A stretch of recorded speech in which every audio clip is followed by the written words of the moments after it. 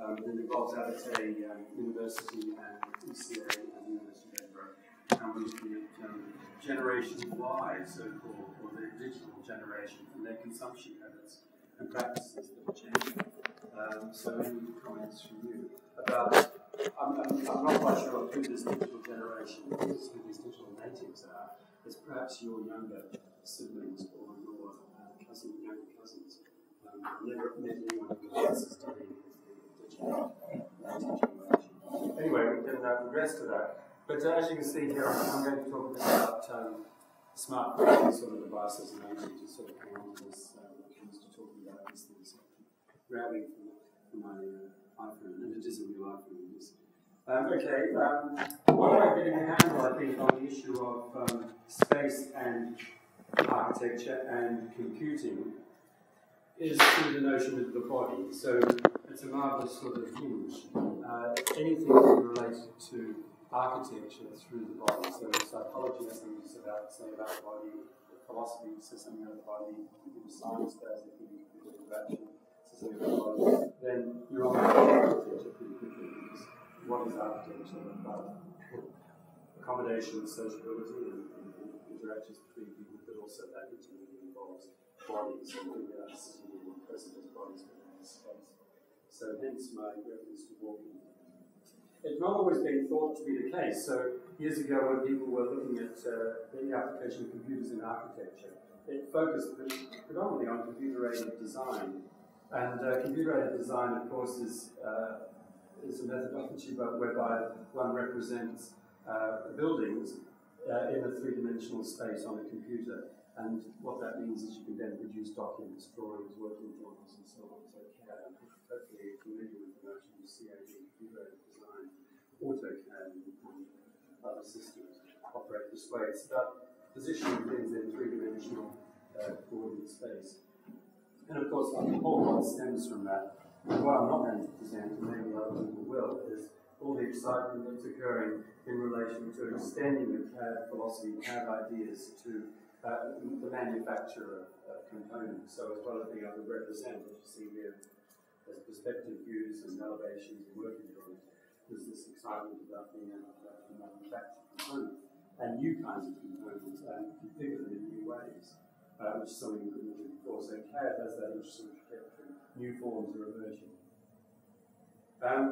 When it comes to thinking about the body in relation to CAD, this is a sort of an overstating the case here, perhaps, but the CAD literature, if you look at it, and people's reflections on what the computer has to say about architecture, typically didn't have that much to say about the body up until about maybe 10 years ago. And so this is the way the body is represented when it comes to thinking about computer systems in architecture. It's about ergonomics, it's about correctly sitting in front of the computer, and all these factors that and conditions that are going on around you, and how best to optimize those for safe viewing and operating and working practices. Another thread that comes through, that's a sort of what I might regard as a fairly rationalist or reductive approach to computing. It all begins with point lines and planes in three-dimensional space, and the whole trajectory of investigation follows from that. But there is another strand, and that is what I like to call the romantic or even techno-romantic strand to the development of computers in architecture. And that often involves, on the one hand, rejection of all things computational. And we still see that in the literature, and we talk to people sometimes of a certain age, not necessarily of the digital native generation, but people reject computing. That's one thing. They put it in its place, or they regard it as not of great cultural and social importance, or they're embarrassed by it, or they can't handle it. But the other thread to romanticism is actually embracing the technology in a certain way, and that is seeing the technology as providing an opportunity for flights of the imagination. And romanticism is a movement in art, began in the 1700s basically, and it's never really left us. And it's a movement that considers the importance of the individual as the source of genius and creativity, the role of the imagination, and how we need to give representation to that, we need to express our imaginations. And there's other factors that sort of surround romanticism. Well, how does that relate to computing? Well, you see an image there from Second Life. There's the way Second Life, if you ever use it, it's a 3D immersive environment. It's something like this. There's one of dimensions, looking out to this ubiquitous sea.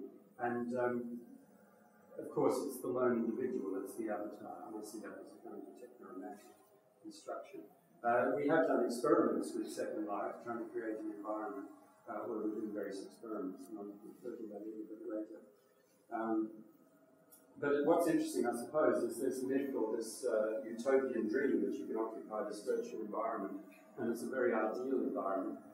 You can fly, of course. It's a great sort of motif for freedom and the creative spirit, being able to fly. Of course, you fly in Second Life. But in order to accomplish that illusion of immersion in this imaginative game-like world, you have to resort to all sorts of artifices which are highly technological and constraining. This is a totally exaggerated representation of that. This is an image I took at a scientific establishment which was looking at virtual reality back in the late 90s. And you can see there, to give the illusion that somebody was flying, they had to be trussed up in this apparatus, and then they had head-mounted bowls and so on, and they were being subjected to a 3D world that they would sort of fly through. But it's just interesting the lengths to which we go to create this sort of immersive environment.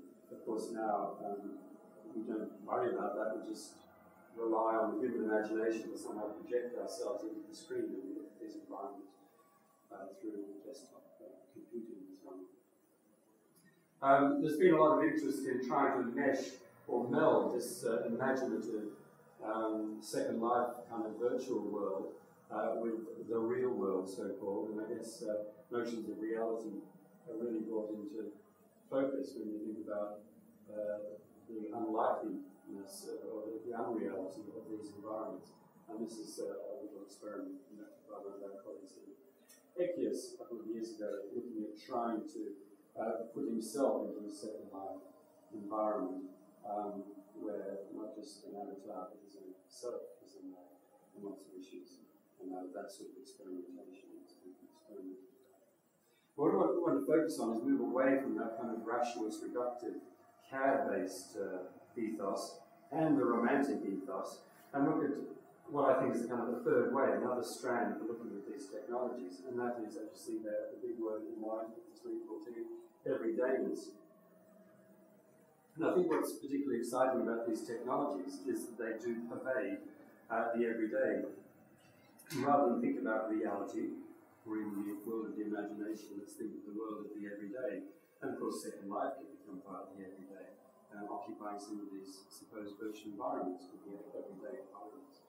But anyway, everydayness has a lot of cachet culturally and philosophically, the notion of the everyday. People try to come to terms with what constitutes their everyday existence. And here we go, here's a picture of some people, not exactly in everyday context, but it was the G8 summit, which was conducted in 5 years ago, whatever.